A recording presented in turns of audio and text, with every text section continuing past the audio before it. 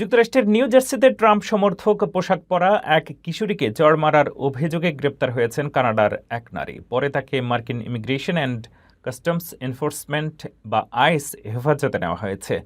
Police জানায়, গত ৩ জুলাই স্বাধীনতা দিবসের ছুটির সময় পয়েন্ট প্লেজেন্ট বিচ বোর্ডওয়ার্কে ৩৩ বছর বয়সী ক্যাটলিন ট্রেসি ৪ কিশোরীর একটি দলের মুখোমুখি হন।